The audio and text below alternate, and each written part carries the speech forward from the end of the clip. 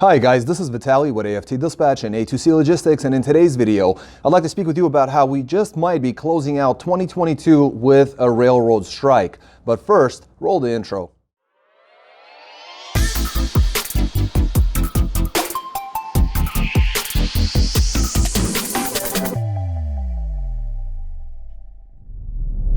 Welcome back. Before we get started, I'd like to ask you to please like the video, be sure you subscribe to the channel and hit the notification bell so you never miss a single release of our videos, where every Friday we're talking about something that could benefit you in your trucking businesses, in your trucking careers, as well as cover the loads we've successfully booked for our customers, consisting of leased on owner operators and carriers, operating under their own MC authorities, running under our truck dispatch services. As always guys, big thank you for all the likes you've provided in all the previous videos. Please do keep them coming, and let's talk about this railroad strike, rail strike, and how we're possibly going to be closing out the year 2022 with a railroad strike, because here's the thing. In mid-September, almost to the day actually, we released a video, and I'll leave a little card here in the corner so you can take a look at that. It caused quite a bit of commotion, some interesting comments were made, but what ultimately resulted is that we were absolutely right. You know, at the time they had the discussions about a railroad strike, and supposedly the administration came in and ended all that and made things okay, if you will. Many of us didn't believe that that was going on. 2.5 months later, we find ourselves at the beginning of December with railroad strike discussions that are still not over. Now, exactly 2.5 months ago, they had reached an agreement, and 2.5 months later, the railroad unions won't sign the agreement. And that's where we're at today. There are some additional things that they're asking for as part of the agreement in order for them to start back up and not have a railroad strike. Now, what we're talking about here is 4 railroad unions that represent over 56% of unionized rail workers that are in question about this current agreement. And the disagreement is between the unions and the freight railroads on basically paid sick leave. So they agreed on most things, and they're just saying, look, we don't want to provide you paid sick leave because, we are paying you more money than before, and, medicine has improved. There are more options in terms of insurance, things like that. We don't feel like we need to be doing that. But that's what the railroad workers and the unions are asking for. It's like, okay, we figured out a portion of this. Let's figure out the rest of this. Now, if an agreement isn't actually reached by December 8th, then a strike will actually begin on the December 9th, the very following day. So we're just about a week away from finding out where the industry is going to take us, both rail as well as truckload shipments. Now, the House of Representatives, they voted to avoid this rail strike, and they added 7 days of paid sick leave and voted on that. Now it's up to the Senate, so the Senate is expected to vote on this soon. So we may see no strike at all. We may see things work out, but we want to make sure to look ahead and see what are the potential liabilities and what are some of the benefits that may come to the trucking industry. How could this possibly create a boost for owner ops, for small carriers out there? Because truth be told, the market's not very good at all. We have been seeing some, blips on a radar with improving rates, but I really think those are just that, blips on a radar. Now, what can we look forward to? Well, it's very simple. As rail volumes decrease, truckload volumes increase. There's, inverse correlation there. Now, some shippers are already stockpiling all sorts of products just in case if a strike does actually happen. So that generally increases some tonnage and availability, and that's possibly what we've seen over the past week or two with slight increases in the freight market, in the spot market. Now, we should know that that any minute now there's going to be some sort of response, and either nothing will change, or things will change for a short period of time, quite drastically, and that short period of time will actually have major repercussions over a long period of time, and that's what we're going to cover remaining of this video, or in the remainder of this video. Now, some shippers are basically implementing contingency plans as a risk mitigation strategy, and so if that's the case, and it looks like it is the case, then there are certain commodities that you should definitely expect to increase. So we're saying expect increases in packaging materials, perishable goods, foodstuffs for all the reefer carriers out there, hazmat freight, different types of chemicals, plastics, resins, and basically basic materials that are necessary in order to move forward with manufacturing of products, right? So they need these essential basic materials. Now, rail strike would actually spike truckload spot rates. We do know that. And high spot market for prices and limited capacity tends to benefit truckers all around, right? Especially carriers and owner-ops working for themselves definitely benefit from this, and we definitely will take it, right? Now, what you can expect on a negative side for the truckload side is to expect congestion, to expect pickup and delivery times that are going to be kind of all over the place. You are going to spend more time. You are going to have a lot more detention that you may or may not collect on. You may have more layovers and a lot more problems with hours of service where you're just burning through your hours waiting around to simply get loaded or unloaded. So there are going to be issues. So expect backlogs in both ports and rail yards. Work will increase in those in that sector. Now, generally, how things work is products go from a ship to rail or to intermodal containers, and they get moved around through country, go to warehouses, distribution centers. Trucks pick it up, move it around throughout different locations, right? They redistribute the product where it needs to go. Now what's happening is going to go from ship to truckload, and that's a big, big mess right there. So expect major bottlenecks in all of this, and bottlenecks generally drive prices up. So again, a good thing for you guys. Some of the organizations that are going to benefit from this that are outside trucking, or they're in trucking but they're not necessarily carriers, are going to be your 3PLs, right? So your third-party logistics services, cross-docking services, they should all benefit from this added activity. Now, here's something that's very, very important. I think this really needs to be driven home. 1 to 2 days of problems in that sector where basically trucks are moving all this freight from rail that we are incapable of moving all of it. So 1 to 2 days of problems will basically take 1 to 2 weeks to resolve. So the longer this thing plays out in a negative, the more beneficial it's going to be to the truckers and the more money you guys are going to be able to make. So obviously, truckers want the strike to move forward and everybody else doesn't. So if shipping costs go up, then what's going to happen is that smaller shippers, they simply won't be able to afford to ship. So the big guys are going to benefit from that.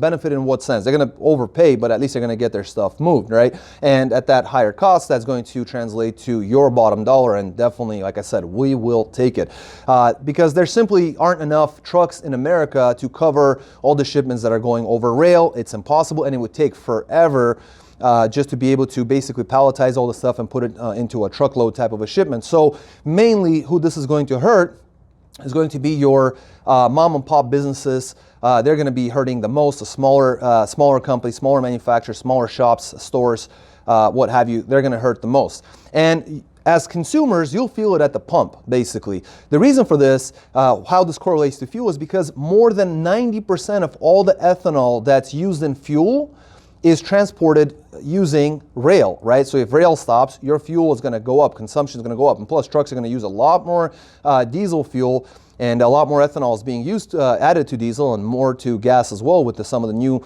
laws that have been passed throughout this year. So that use is going to go up, and that's going to increase your price at the pump. Manufacturing will feel an immediate impact from limited access to much needed raw materials. So if manufacturing gets hurt, if small mom and pop shippers get hurt, if the small outlets get hurt, and it's going to be the truckers that are going to benefit from this, and the repercussions are immense. And we're talking, like I said, 1 or a couple of days of problems is 1 or a couple of weeks to resolve those issues. This could last quite a bit of time, and so it could be much more than just a spike. In fact, we could see freight rates just spike to numbers that we haven't seen before, and exactly the same thing that we talked about 2.5 months ago. We've talked about this prior to this, and we're again talking about this now. This is an ongoing issue that has not been resolved, and we're about to find out where things are going to go in about 1 week. So please leave your comments in the comment section below. If you haven't liked the video, please smash the like button. Make sure you subscribe to our channel. We produce these these videos with loads and informative content for truckers every single week. We're going to be producing a lot more content as time moves forward, and we'd love to have you guys on our channel. So make sure you smash the like button, subscribe to the channel, hit the notification bell. I'm going to switch over to camera. We're going to look over the loads that we book for our customers, and I'll see you guys in just a moment. Welcome back. Let's take a look at some of these loads. As mentioned at the beginning of the video, we have been seeing a slight increase over the past couple weeks. Looks like that is a trend that's continuing. Again, it could be just a blip on a radar, but let's take a look at some of these loads.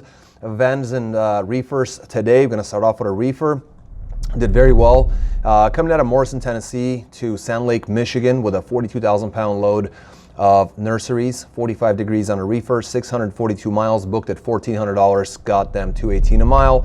Then Traverse City, Michigan to Joliet, Illinois with a 40,000 pound load of frozen beef at -10 on a reefer, 328 miles, booked at $1,500, did a great job at $457 a mile.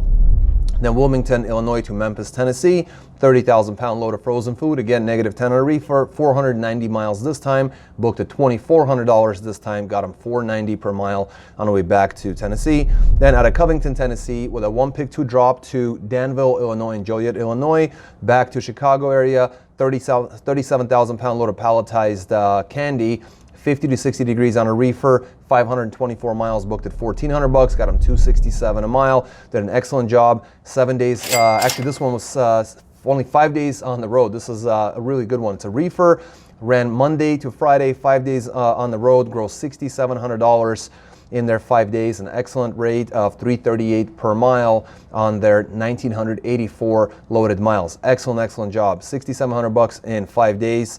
Great in any book. Next, we got ourselves a dry van coming out of West Columbia, South Carolina to Burnsville, Minnesota.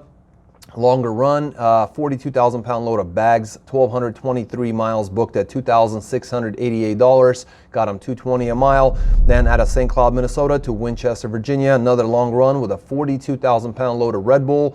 That's 1,115 miles, booked at $4,200, got them $377 a mile, and that was it. They ran from Friday to Thursday, 6 days on the road, grossed $6,888. Ran 2,338 loaded miles at an average of $295 per loaded mile average. So excellent job there.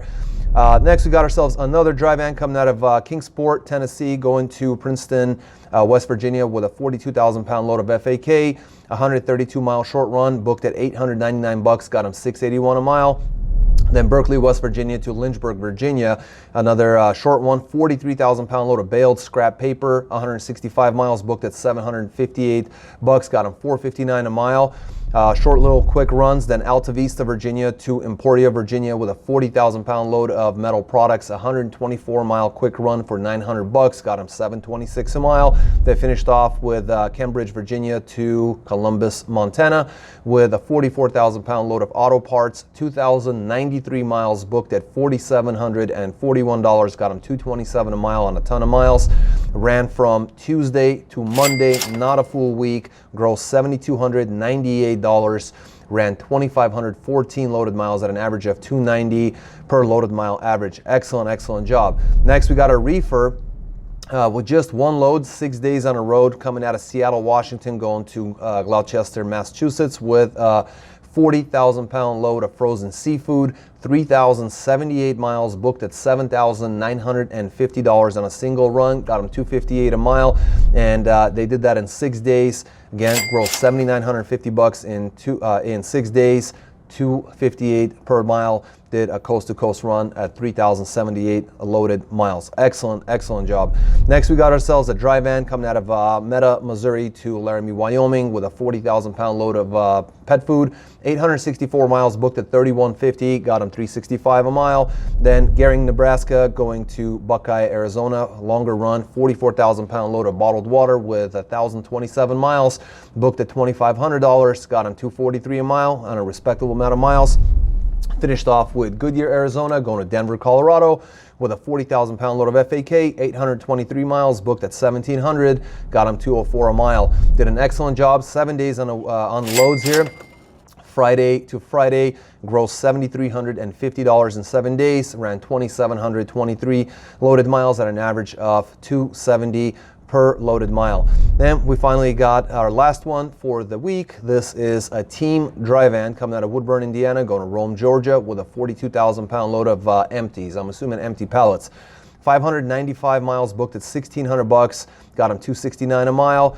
Then Rome, Georgia, zero deadhead to Houston, Texas, 5,000 pound, a very light load of empty beer cans, 785 mile quick run, booked at $1,450, got him $185 on that one. Went to to LaPorte, Texas, a bit of deadhead there with a 1 pick 2 dropper to Santa Fe Springs, California, and LaPorte, Texas, basically on the way back. So this was a round trip, very long run, 3,137 loaded miles round trip with a 44,000 pound load of dry ice. Booked that one at $7,500, got them $239 a mile on a very respectable amount of miles. This is a dry van team. These guys did great. $10,550 in a matter of just 7 days. They ran 4,517 loaded miles at an average of 234 per loaded mile average. So excellent job. As you guys can see, we continue to deliver. Dispatch continues to deliver. And those customers who understand how the markets work, that we do not manipulate the markets, we do not make the markets, but we do definitely pull out the very best the markets have to offer by having that knowledge of where to move you guys in order for you to maximize your weekly growth. So if you'd like to get more information on how you too can be making more money, whether you're a leased on owner operator or a carrier, make sure to get in touch with us by calling or texting 801-448-6363. You can also go to our website at aftdispatch.com/go. Select whether you're a carrier or a leased on owner operator, and we'll get you all the information that you require. You can also go to our website, any one of our pages, fill out the chat box. It's on every one of our web pages. Takes maybe 10 seconds. Your name, email, phone number, things like that. We'll get in touch with you, answer any and all questions that you may have. And until next week, most importantly, stay healthy, be wealthy. Take care, guys.